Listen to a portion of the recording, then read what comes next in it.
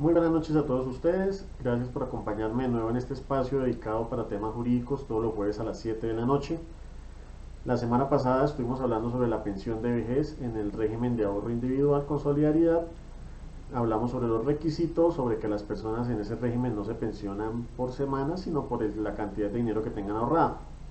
La noche de hoy vamos a hablar sobre la pensión de vejez en el régimen de prima media con prestación definida, que es el administrado por Colpensiones. Ese nombre precisamente de régimen de prima media con prestación definida viene porque desde antes de usted pensionarse puede saber con exactitud cuánto va a ser el monto de su mesada, por eso se llama con prestación definida. Como ya les había dicho anteriormente, en el régimen de ahorro individual cada una de las personas va ahorrando y va construyendo su pensión de manera individual.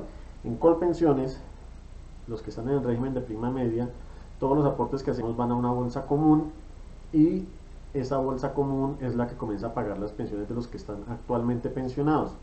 Así que los que están pagando aportes están ayudando a pagar las pensiones de los que están actualmente pensionados. Es algo en lo cual todos contribuyen en esa bolsa común. ¿Cuáles son los requisitos para pensionarse en Colpensiones? El primer requisito es cumplir con la edad.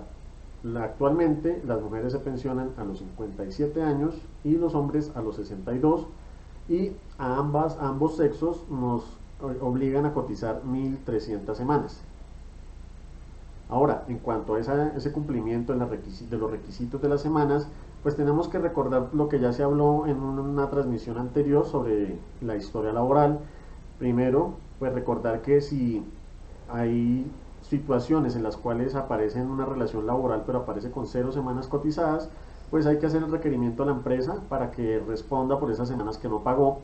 Y en segundo lugar, pues hay que tener en cuenta que Colpensiones y en ese entonces el Seguro Social tenía la obligación de hacer el cobro de esas semanas. Así que por más de que le aparezcan ceros, de todas maneras usted tiene el derecho a que le reconozcan esas semanas en ceros para efectos de pensionarse, porque eso se debió fue una omisión de parte de Colpensiones.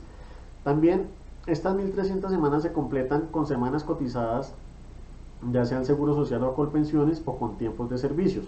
Con tiempos de servicios me refiero antes de 1994, cuando las personas trabajaban en alguna entidad pública que asumía sus propios pasivos pensionales. Entonces hay que ir a esa entidad pública, solicitar una certificación laboral y llevarla a Colpensiones para que le computen ese tiempo de servicios dentro de las 1.300 semanas. ¿Qué otros problemas también se pueden presentar para completar esas 1.300 semanas? Pues lo que ya hemos visto, que puede que ser que algún empleador jamás nos llegó a afiliar a usted a Colpensiones, entonces nunca el fondo de nunca Colpensiones ni el Seguro Social supieron que usted estaba trabajando para alguien en ese momento. Sin embargo, usted puede, si usted logra demostrar la existencia de la relación laboral, entonces si tiene pruebas como certificaciones laborales, carnets y demás, usted puede ir a Colpensiones y solicitar que le hagan un cálculo actuarial y usted pagar los aportes durante esos extremos para así usted poder seguir sumando las semanas y completar las 1.300. Bueno, hay también que recordar lo siguiente, muy importante, y es que el hecho de usted cumplir requisitos para pensión de vejez, eso es una justa causa para despedir. La empresa tiene el derecho, incluso si usted cumplió la edad y cumplió las semanas, pero no ha querido solicitar la pensión de vejez, entonces la empresa a los 30 días siguientes que usted cumplió los requisitos de pensión puede solicitar a Colpensiones que inicie el trámite de reconocimiento de su pensión. Tan pronto lo incluyan a usted en la nómina de pensionados, eso constituye una de las justas causas para dar por terminado el contrato de trabajo establecidas en el artículo 62 del Código Sustantivo del Trabajo. ¿Qué más se puede decir? Bueno, ¿cuál es la forma en que se liquida la pensión en el régimen de prima media con prestación definida? Dame un segundo.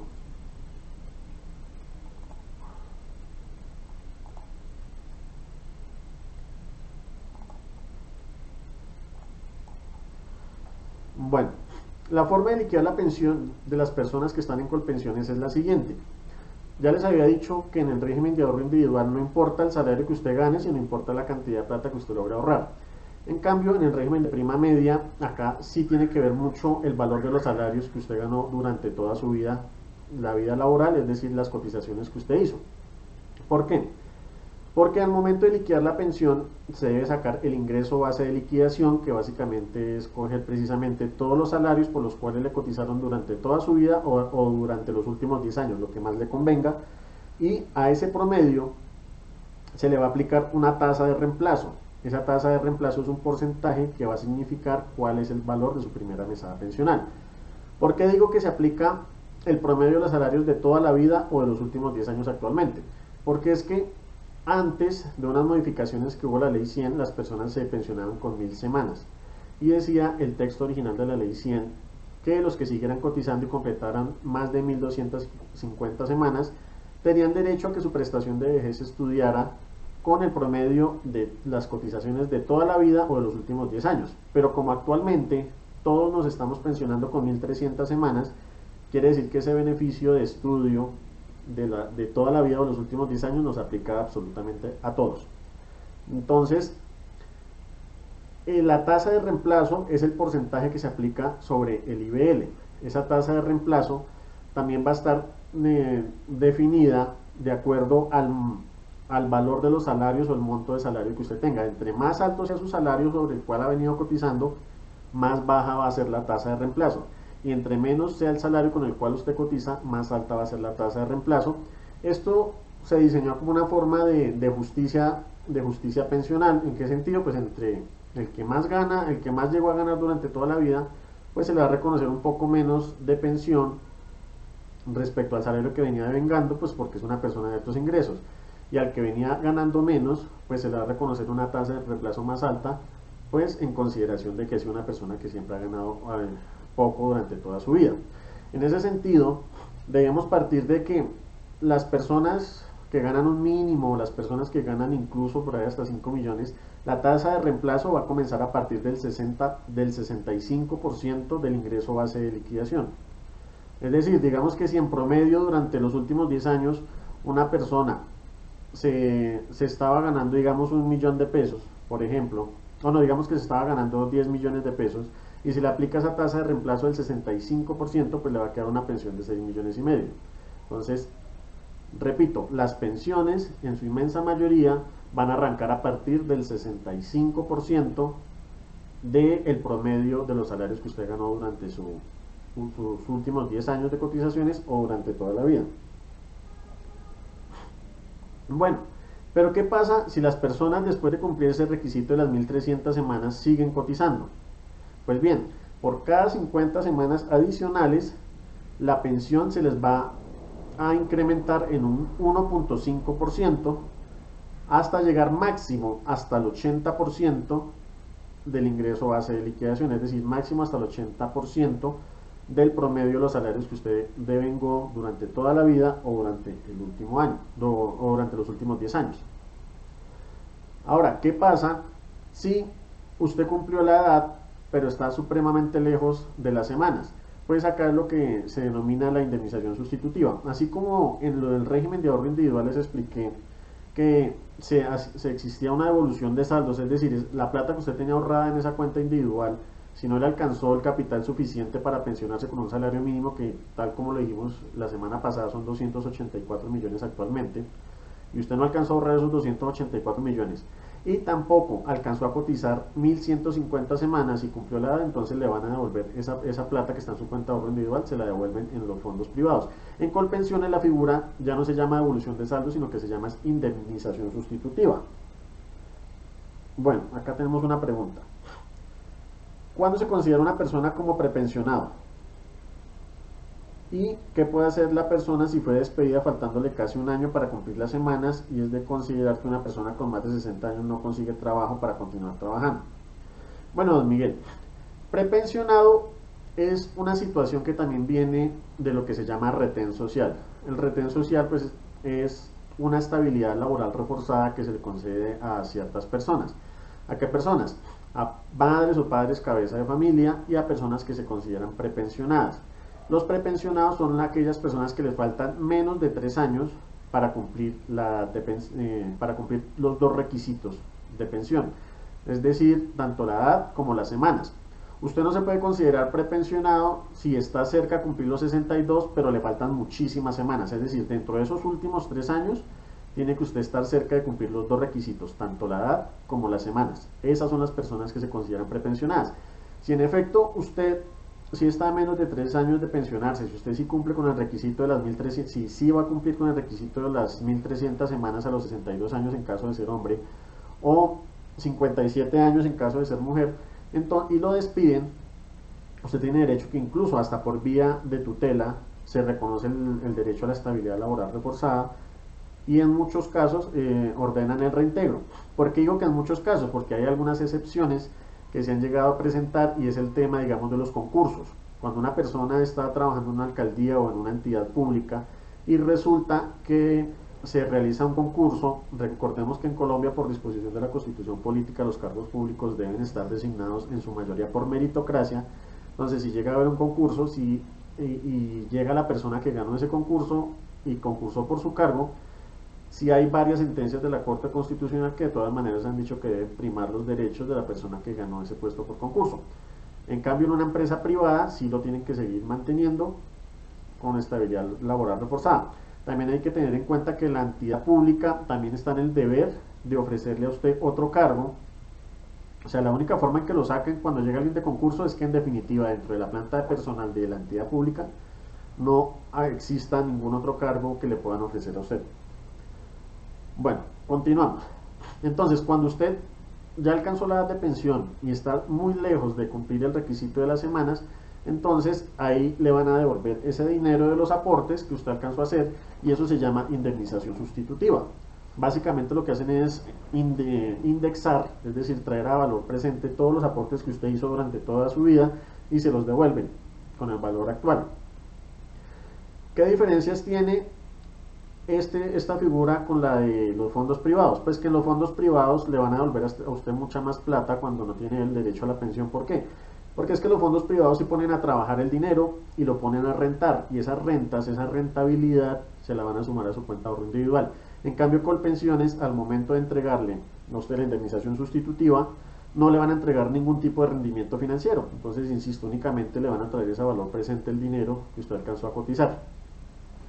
Ahora también está la figura de los BEPS, que son los beneficios económicos periódicos, que básicamente es que el gobierno, si usted no alcanzó el derecho a pensión y en lugar de darle la indemnización sustitutiva, lo que hacen es que el gobierno también le da un pequeño subsidio y le van a comenzar a entregar esa plata en pequeñas cuotas. La verdad, los BEPS son incluso como de menos de 200.000 pesos, entonces hay personas que prefieren es que le entreguen toda la plata de la indemnización sustitutiva porque sienten que así pues la van a poder hacer rendir más que en cuotas de 200.000 pesos o cuotas muy bajas. Ese es el tema de los BEPS. Esa a grandes rasgos pues es la pensión de vejez en el régimen de prima media con prestación definida. Ahora vamos a hablar en este momento de las pensiones especiales. Bastantes personas pues me escribieron a mi página en Facebook de Rosa Costa Abogado, muy interesadas, sobre todo mujeres, en la pensión especial de vejez para las mujeres que tienen a cargo hijos inválidos. En ese sentido pues también hay que aclarar que si bien la ley 100 dice que esta pensión especial para mujeres trabajadoras que tienen a cargo hijos inválidos, también es importante indicar que por vía jurisprudencial se ha dicho que este beneficio también cobija a los hombres que son cabeza de familia y que tienen a su cargo hijos inválidos. Primero que todo, entonces hay que saber a quién se considera como cabeza de familia. Entonces la Corte Constitucional ha dicho en varias sentencias que se considera como cabeza de familia a la persona que es la única que está aportando económicamente en la casa y que tiene a su cargo hijos menores o personas inválidas o discapacitadas que no están en condición de trabajar. Y esta condición de ser el único aportante y de ser el único que está a cargo de estas personas tiene que ser permanente. Es decir, no vale que si una familia tiene los dos esposos y la esposa quedó desempleada por un tiempo, el esposo no se puede considerar cabeza de familia porque no estamos hablando de algo permanente, porque en cualquier momento ella puede volver a trabajar o viceversa. Entonces, reitero, los que son cabezas de familia Para que un hombre pueda acceder a esta pensión tiene que ser cabeza de familia, es decir, tener a su cargo hijos menores o un hijo discapacitado, tiene que tener un hijo discapacitado y esa condición de ser el único aportante debe ser algo permanente. En cambio, a las mujeres no se les exige ser cabeza de familia, sino simplemente ser mujer trabajadora, dice la ley 100, mujer trabajadora con un hijo inválido a cargo. Entonces, tenemos acá otra pregunta. Liliana Medina Vega, llevo más de 761 días incapacitada por un accidente laboral y la ARL no quiere hacer mi calificación. ¿Qué debo hacer y cómo puedo consultar con usted? Doña Liliana, la invito a que por favor me llame o me escriba al 312-436-6741 y agende una cita para poder pues explicarle detenidamente cómo es el tema de la pensión de invalidez. Usted ya debería estar calificada incluso para saber si tiene derecho o no a la pensión de invalidez. Entonces, con mucho gusto le reitero, la invito a que me llame o me escriba por WhatsApp al 312-436-6741 y con gusto la atenderé. Continuamos entonces con el tema de la pensión especial para mujeres trabajadoras con hijos discapacitados o padres, cabezas de familia. ¿Cuáles son los requisitos para acceder a esta pensión? Pues dice la ley 100 que las personas que tienen estas características tienen el beneficio de pensionarse únicamente con el cumplimiento de la cotización de las 1.300 semanas sin necesidad de cumplir con el requisito de la edad. Entonces, pues muchas personas que me han consultado al respecto dicen, pero es que yo no le veo ningún beneficio porque igual me toca cotizar las 1.300 semanas. Sí, pero también hay que tener en cuenta que existen muchísimas personas que comenzaron a trabajar y a cotizar muy jóvenes. Tanto así que las 1.300 semanas corresponden a 26 años. Y si una mujer comenzó a trabajar a los 18 años y de manera ininterrumpida ha venido cotizando, cumplió esas 1.300 semanas a los 44 años. Entonces, incluso yo conozco muchísimos casos de personas que llegan a los 50 años con más de 1.500 semanas. Entonces, ese requisito, entonces sí es un beneficio decir que usted solamente tiene que cumplir 1.300 semanas sin necesidad de cumplir con el requisito de edad. Entonces, insisto, pueden existir casos de hombres o mujeres que a los 44 años ya se pueden estar pensionando de vejez por ser mujer trabajadora con hijo discapacitado o ser un padre cabeza de familia con un hijo discapacitado. ¿Cuáles son los requisitos que se deben cumplir para acceder a esta pensión? Pues, como ya lo dije, el primer requisito tiene que cotizar el número mínimo de semanas para pensionarse en el régimen de prima media con prestación definida, 1.300 semanas. El segundo requisito, que tal como lo dice la norma, tiene que ser un hijo que sea declarado inválido. ¿Cuáles son las personas que en Colombia son declaradas inválidas? Las que tienen más de un 50% de capacidad laboral, de pérdida de capacidad laboral. Entonces, su hijo tiene que estar calificado por la EPS como una persona inválida. Para eso tiene pues que pedir cita allá en el médico. Hay un médico especialista que se llama medicina laboral y el que se dedica a medicina laboral es el que profiere ese tipo de dictámenes de pérdida de capacidad laboral y es el que va a decir si la persona es o no es inválida. Y el tercer requisito es que ese hijo inválido debe depender económicamente del padre o de la madre que está aspirando a la pensión. O sea, la dependencia no es que el padre o la madre sea el que tenga que estarlo limpiando, el que tenga que estarlo bañando, el que tenga que estar haciendo esa asistencia todos los días, sino que la dependencia que se exige por esta ley es económica. El hijo que está inválido debe depender económicamente del padre. Tenemos dos preguntas. Don Bonifacio dice: doctor, buenas noches. El empleador de mi familiar incurrió en mora de pagar los aportes de pensión y por tal motivo Colpensiones le negaron el derecho a la pensión de invalidez. ¿Qué se puede hacer al respecto? Bueno, pues insisto, primero que todo lo invito a que ingrese a la página de Facebook de Rojas Acosta Abogados. La semana antepasada estuve hablando sobre la historia laboral y sobre todo este tipo de problemas en los cuales los empleadores no pagaron los aportes. Entonces, si en la historia laboral sí aparece reportada la relación laboral con esa persona que no le pagó, era deber de Colpensiones cobrarle esos aportes. Así que ellos no le pueden negar a usted, a su familiar no le pueden negar la pensión de invalidez por una omisión de Colpensiones en el cobro de esos aportes. Así que es un caso que se puede pelear el reconocimiento de la pensión de invalidez. Lo invito a que se comunique conmigo al 312-436-6741 y miraremos si en su caso en particular o en el caso de su familiar, me dice, se puede hacer algo, que pensaría yo que sí. Tenemos otra pregunta. Si una persona tiene los requisitos en un fondo privado, edad, las 1150 semanas o más, y los dineros ahorrados, ¿puede pedir la devolución de esos dineros, ya que lo que ofrecen en los fondos es absurdo? No, Miguel, o sea, si ya cumplió la edad y tiene las 1150 semanas, tiene el derecho irrenunciable a la pensión. La pensión es un derecho irrenunciable. Entonces, si usted ya tiene las 1150 semanas y cumplió también la edad de los 62 años, no le pueden devolver el dinero, sino que obligatoriamente tienen que otorgarle la pensión, así sea por el salario mínimo. Bueno, don Bonifacio, gracias, doctor, muy gentil. No, con mucho gusto, don Bonifacio. Entonces espero su llamada para poderlo asesorar de una manera más personalizada.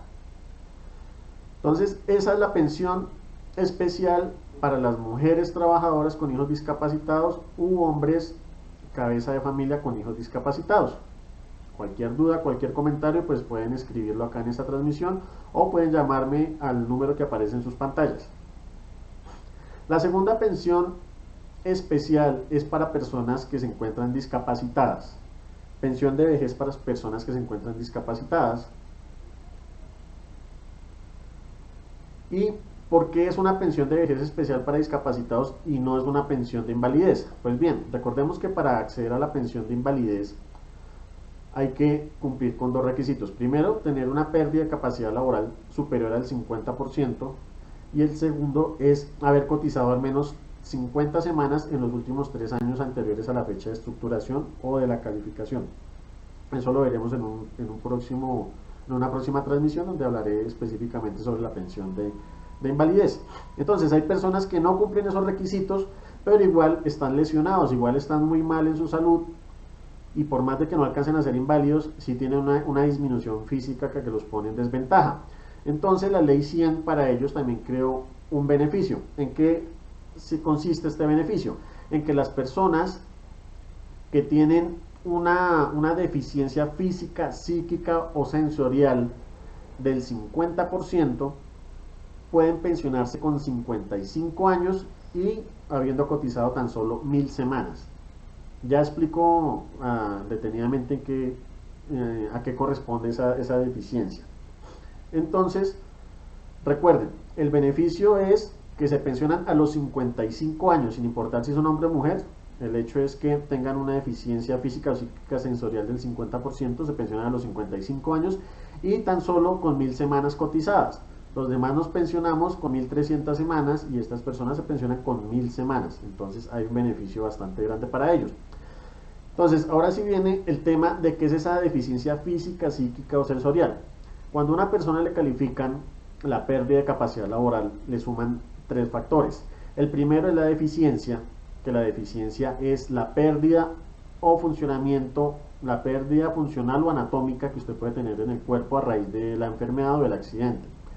También le van a sumar el rol laboral, es decir, ¿qué es el rol laboral? Es si usted se vio también perjudicado en el desempeño en las labores que usted desempeña en su trabajo. Y también le van a calificar la minusvalía. La minusvalía son las desventajas que esa persona va a tener en su diario vivir. Cada uno de estos 3 factores que le califican a una persona cuando le hacen la calificación de pérdida de capacidad laboral tiene unos máximos de porcentaje. Entonces, la minusvalía llega hasta un máximo del 20%. El rol laboral llega a un máximo del 30%.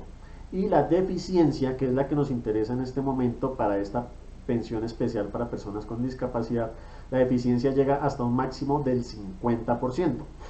¿Listo? Entonces, sobre el 100% de pérdida de capacidad laboral, la deficiencia llega hasta el 50%, que es el máximo. Lo cual quiere decir que el 50% de deficiencia que exige la ley 100 representa el 25% dentro del 100% de esta pérdida de capacidad laboral.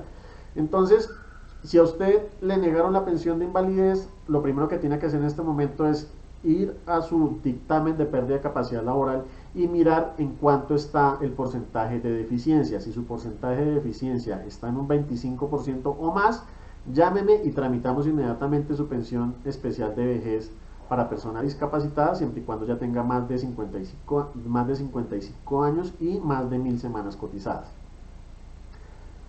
Y finalmente pues vamos a hablar de las pensiones especiales de vejez para actividades de alto riesgo. ¿Cuáles son esas actividades de alto riesgo? Las actividades de alto riesgo están debidamente detalladas en la ley y la primera es todos los trabajos de minería, los que trabajan en minas. Si alguien me está viendo en este momento desde Boyacá, que allá hay varias minas de esmeraldas, de carbón y demás, todos los que trabajan en las minas pero que estén dentro de los socavones o en subterráneos se consideran actividades de alto riesgo y tienen derecho a una pensión especial que ya explicaré a continuación. También que otras personas se consideran como trabajos de alto riesgo, los que están en exposición a altas temperaturas por encima de los límites permitidos. Ahí tenemos a los bomberos, tenemos a las personas que trabajan, ahora se me ocurre un caso que veía antes, que trabajan en una fábrica de bombillos. Ustedes saben que el cristal de los bombillos, eso se funde a altas temperaturas. Las personas que digamos tienen tintorerías o lavanderías, también hemos visto que hay personas que dedican todo el día a planchar, también entonces están sometidos a altas temperaturas. ¿Qué otras personas trabajan en actividades de alto riesgo? Tenemos los que están expuestos a radiaciones ionizantes. ¿Cuáles son esos trabajos? Las personas que trabajan con rayos X, los que trabajan en el sector salud y trabajan en rayos X, entonces también tienen derecho a los requisitos, a los beneficios de la pensión por alto riesgo. Otras personas que están en esta categoría son los que tienen trabajos con exposición a sustancias comprobadamente cancerígenas.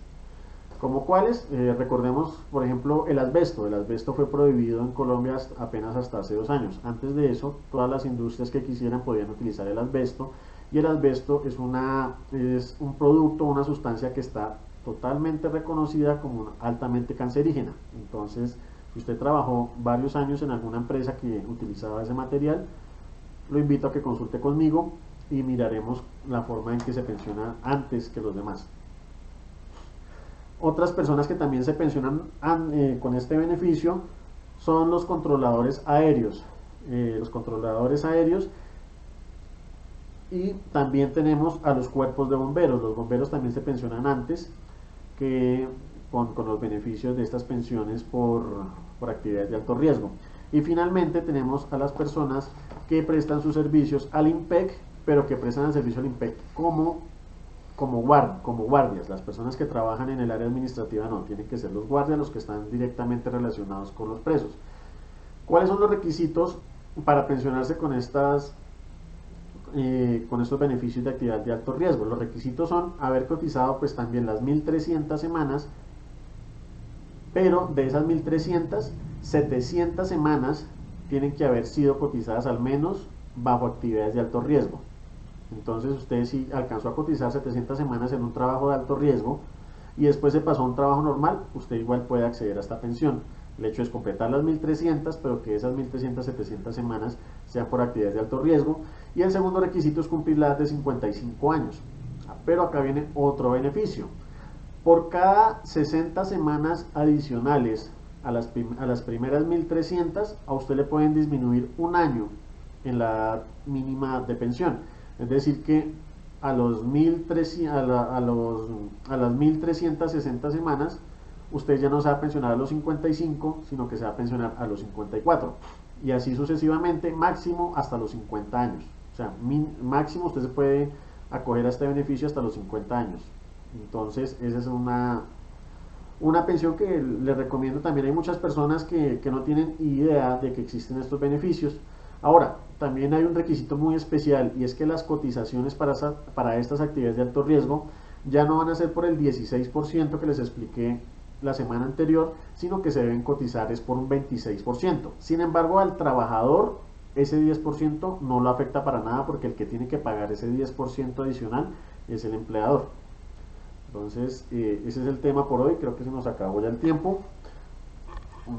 Muchas gracias por acompañarme y los espero la próxima semana, en la cual vamos a tocar el tema de la nulidad de traslado y cuáles son los beneficios reales de las personas que están en los fondos privados y que se diferencian con los que están en Colpensiones.